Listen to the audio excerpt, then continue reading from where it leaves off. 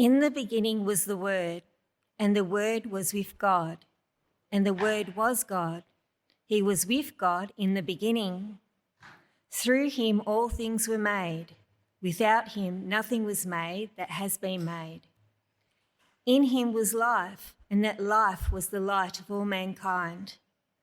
The light shines in the darkness, and the darkness has not overcome it. There was a man sent from God whose name was John. He came as a witness to testify concerning that light, so that through him all might believe. He himself was not the light.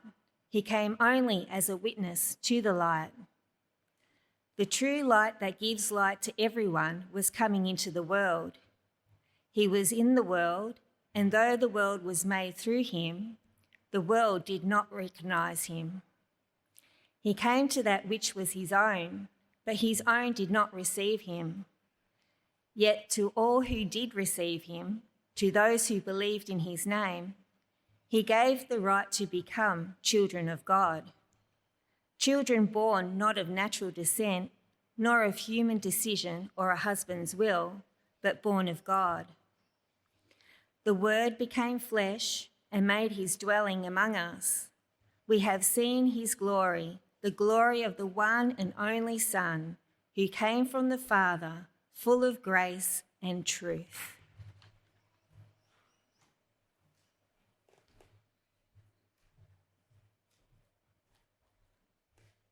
Thanks, Michelle. Well, good morning. Lovely to see you all. Happy Christmas. Now, I wonder, has anyone done presents yet? I'm wondering, has anyone received a book yet for Christmas? Has anyone bought a book for Christmas to give? Right, a few? Okay, good. See, Mark is an absolute genius at buying books. Every Christmas, he buys me a book, and I look at the book and think, as I read the book, I think, where has this book been? I really needed this book. This is fantastic. And I think they're the best kind of presents, aren't they? I mean, it's nice to get what you put down on your list. But it's not surprising, is it? It's nice to receive a present that you've been looking forward to opening for a long time. But there's something really special about buying a present. You think, as you receive it, you think, I didn't even know I needed this, but this is fantastic. And that's actually what I want to speak with you about today. I want to suggest that Christmas, particularly the Christmas truth, is the present that you didn't realise you needed. Why? Because it solves the problem you didn't realise you had. So I want to deal with the problem first, and then we'll get to the present. See, as I read these books that Mark gives me, usually biographies, autobiographies, I encounter problems that I hadn't been conscious of. For example, a problem that I've never faced is the fear of authority. Most Australians have never really had to fear authority. The Prime Minister's changed more often than leap years. The King, he exerts influence, but he doesn't really exude fear, does he? And yet, as you read people's stories from other countries around the world, most other countries around the world, the King, the ruler, is someone who genuinely is to be feared. And in this book here, From Bhutan to Blacktown, the author gives an insight into the country of his origin, his birth. As a young man, the writer got to meet the king of Bhutan, the man that his parents' generation regarded as a Vishnu, a god. We certainly don't think of Prince Charles like that, do we? And yet, this is the briefing that he received as he went to meet the king. The official said, "If you have any thoughts, don't express them unless you are asked to. Do not say anything on your own. Reply only if he speaks to you. Keep your eyes down at all times. You cannot look at the king's face." That approach to authorities is completely foreign to me as an Australian, and yet it's most of the world's experience of authority. And it brings me to suggest the problem that we didn't realise we had.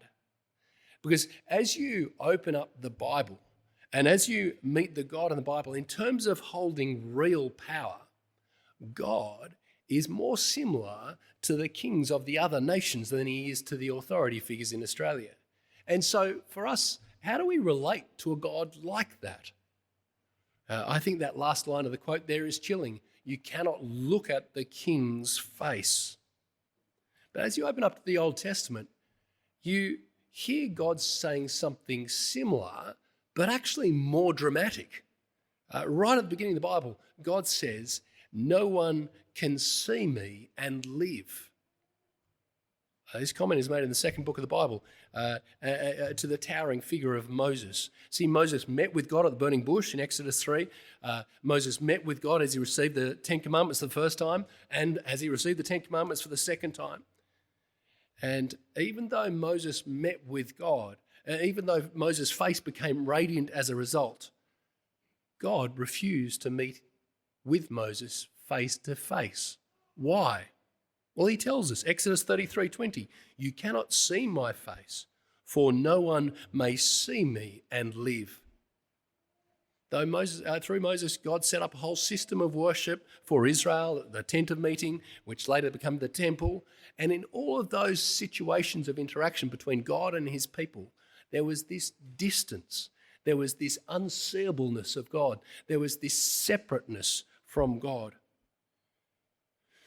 You might say, well, Tom, that's actually not how I imagine God to be. I imagine God to be forgiving, to be non-judgmental, to be approachable.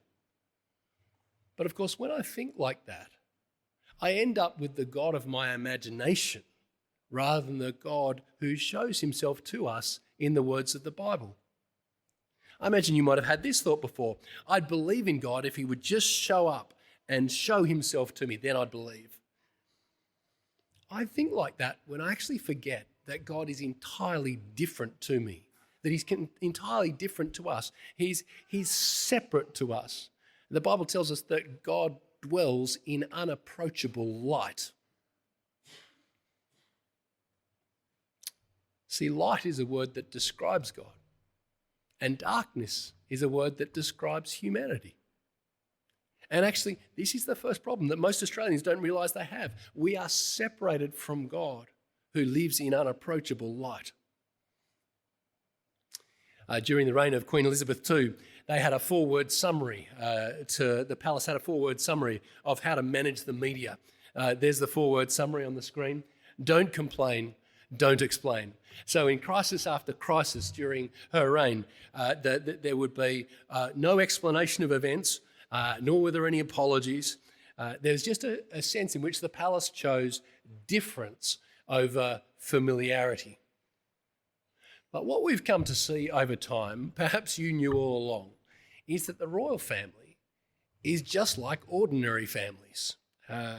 Wealth and status don't really negate the human family dynamics. And so the royal family is a family that disappoint one another. The royal family is a family who are not as patient with each other as they might have been. It's a family just like us and our families. Whereas God is fundamentally different from humanity. He dwells in unapproachable light, and that leaves us separate to him. And that's what I'm suggesting is the problem that we didn't realise we had. And this is actually what's so extraordinary about that very first Christmas. The Christmas message is the present that we didn't realise we needed, because at that very first Christmas, the unseeable, unapproachable God has become seen and approachable. God becomes known in an entirely new way. You might have heard as Michelle read that passage for us. In fact, it's on your sheet. If you have that sheet there, right down the bottom, that last verse, the Word became flesh and made his dwelling among us. What does the word mean? The word comes at the beginning of that passage that Michelle read for us. The word refers to Jesus, that Jesus was with God and that Jesus is in fact God. And so we read verse 14 and we see that God becomes flesh. In Jesus, you see God in the flesh.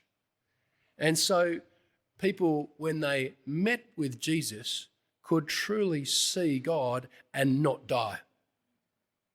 God was seen and approachable. As we read verse 14, the Word became flesh and made his dwelling among us. The word there for dwelling in the original language It means he tabernacled with us, or he tented with us.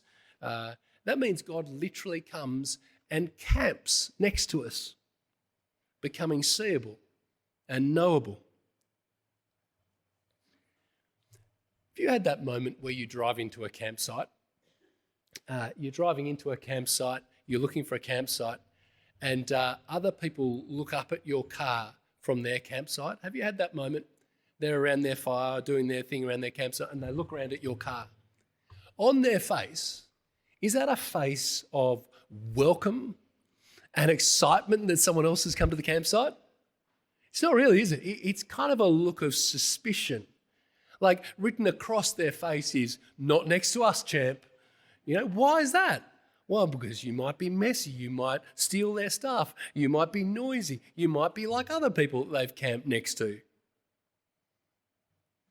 But God comes and camps next to us, and he's not like that. God becomes seeable in his Son, Jesus Christ, and Jesus Christ is not characterized by darkness, but by light. Jesus is not characterized by normalness and fallenness, but by glory and grace. See what it says, the rest of verse 14 there? We have seen his glory, the glory of the one and only Son, who came from the Father, full of grace and truth. Full of grace and truth. Does that describe your family as you sit around that campsite? Your family and friends, they sit around that campsite full of grace and truth? Is that an adequate description of your family as they gather around for a Christmas meal full of grace and truth? I'm not sure it describes mine. Well, why? Well, because I'm there. I'm not sure it describes me. But when Jesus comes and camps with us, when he comes and camps next to you, God becomes seeable. And we see that he is extraordinary, he's glorious, he's gracious, he's truthful. As you open up one of the biographies of Jesus in the New Testament, as we'll do at the Hope Explored course and as we'll do starting on Sunday as we look at the Gospel of Mark, when you meet Jesus, you see that he is a figure of grace. You see that in the way that he has compassion on the sick and heals them. You see that as he comes up to children and treats them with dignity rather than dismissing them. You see that as he treats the marginalised with kindness. He's a figure of grace, but he's also a figure of truth. And so when the leaders of his people are speaking untruths about God, he calls them out and he puts truth about God into that marketplace, into that public square. He's a figure of grace and truth. When you meet Jesus, he's like no one you've ever met before. When you meet Jesus, you see glory and grace and truth. I can imagine there might be someone here with this question, though. There's just been bugging them ever since we started talking about these things. And this is the question. If God says no one may see me and live, and if Jesus is God, then how can we see Jesus and live? How could people see Jesus and live? Well, actually, the answer is here in verse 14. So, whilst Jesus is fully God, he became fully human, and his humanity shields us from what Moses was unable to look at. After Moses met with God, his face shone and it reflected glory, and the people couldn't bear it, so Moses put a veil over his head, not to hide God, but to protect the people. That very first Christmas, God did something even more extraordinary, even more astonishing. He veils his own glory in the flesh so that people could look on Jesus and not die. So the people around Jesus saw real glory, but it was a glory that was not unfiltered. It was God's glory, but it was filtered through the flesh, the personhood of Jesus. In fact, that's actually a line we sing in Hark the Herald Angels Sing. We're going to sing that later. This is the way the line goes. Veiled in flesh, the Godhead see. That is God, The Word camps next to us. His godness is veiled. You can see Jesus' godness in doing the extraordinary things that other people can't, won't, don't. But his godness is veiled so that we can see Jesus and live. Often after a leader is toppled, you see images of people going through their palaces and seeing the evidence of their corruption and their excess. Now, I know I'm going back a few years now, but in 1986, the world's attention was caught by the 1,070 shoes or pairs of shoes of Imelda Marcos. You remember that?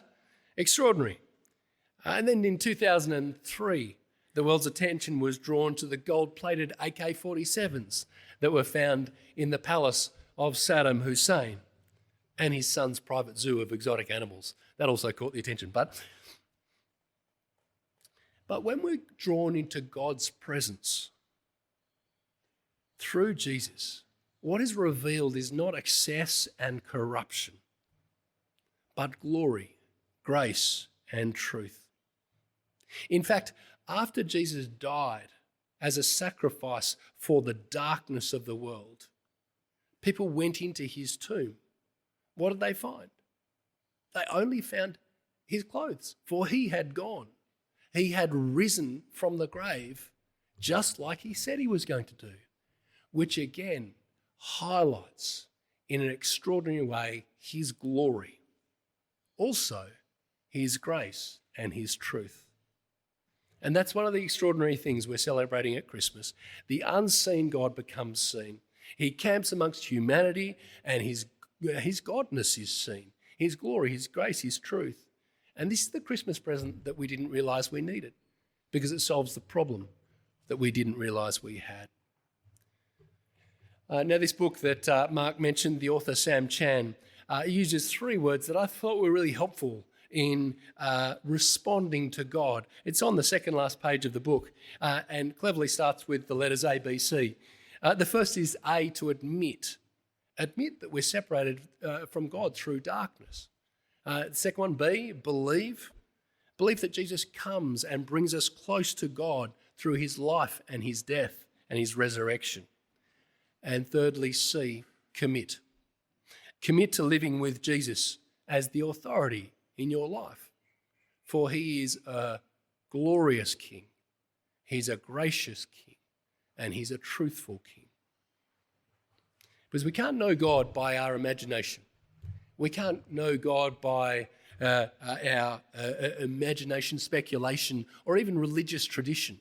We can only know God through what he says about himself. And this first Christmas, something extraordinary happened. He came, God came in the flesh and camped with us. He became approachable to us. The God we could not approach approached us. The one Moses could not see face to face joins us face to face that he might be known. And so in response, I want to urge you to sing with me this next hymn. Veiled in flesh, the Godhead see. Hail the incarnate deity. That is recognised with joy, with belief, with commitment, that our God put on flesh that we might know him and live for him. We're going to stand, we're going to sing, Hark the Herald Angels Sing.